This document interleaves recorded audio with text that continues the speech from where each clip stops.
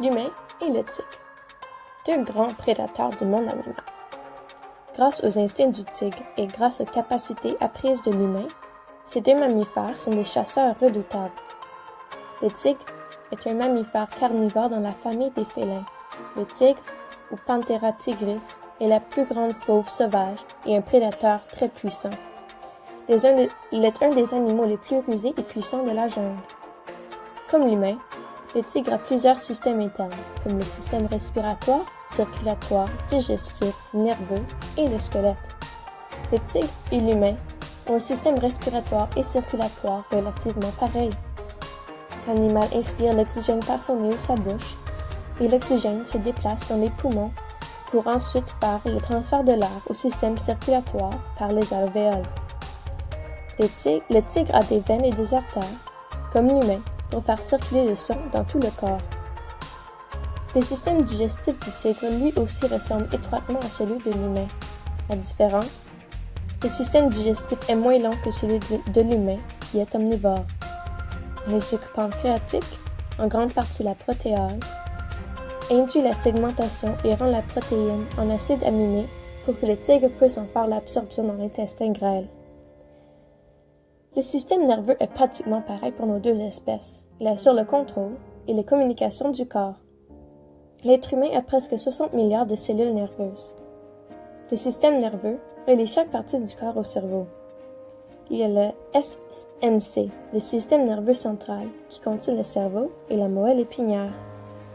Il y a le SNP, le système nerveux périphérique, qui contient les nerfs et les subdivisions du SNC, le reste du corps. Les ramifications principales sont les 12 paires de nerfs crâniens et les 31 paires de nerfs rachidiens, donc qui viennent de la moelle épinière et non du cerveau. Une ramification est la division de quelque chose en plusieurs parties. Finalement, il y a le SMA, le système nerveux autonome qui contrôle la respiration et les battements du cœur, ainsi que les fonctions internes inconscientes. Le système nerveux contient deux systèmes. Le système sympathique, qui accélère les fonctions du corps, par exemple, une poussée d'adrénaline, et le système parasympathique, qui les ralentit. Le corps a deux types de nerfs. Les nerfs ordinaires, qui transmettent l'influx nerveux, ou l'information, de 1 à 2 mètres par seconde, et les nerfs myélinisés, alors des nerfs gainés de myéline, qui est une couche protectrice des fibres nerveuses, mais qui agit ainsi comme conducteur. Ces nerfs transmettent l'influx nerveux à plus de 100 mètres par seconde, alors beaucoup plus rapidement qu'un nerf ordinaire. Puisque le tigre et l'humain sont tous les deux des mammifères, les fonctionnements nerveux se ressemblent pour les deux espèces. Tout évidemment, le squelette du tigre est très différent de celui de l'humain. On pourrait dire pour certains aspects qu'il est supérieur à l'humain. Une composante qui saute aux yeux est la formation du crâne.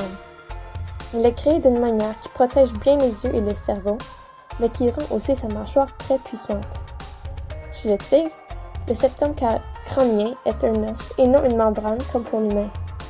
Le septum crânien sépare le cerveau du cervelet, qui est crucial pour notre motricité. À cause de cette couche d'eau, le cerveau et le cervelet du tigre sont ainsi mieux protégés que celui de l'humain. Une caractéristique intéressante au tigre est le placement de ses oreilles qui lui permettent de chasser d'une manière très efficace.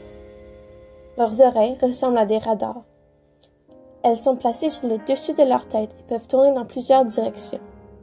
Il est dit que leur ouïe est de 0,2 Hz jusqu'à 65 Hz, qui est considérablement plus élevé que les humains, qui, eux, peuvent entendre seulement jusqu'à 20 Hz.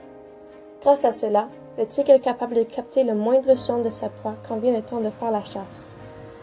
Pendant la chasse, le tigre se cache dans les herbes hautes et peut se camoufler près de sa proie grâce à ses rayures noires. Le tigre va observer et écouter sa proie plutôt que la sentir.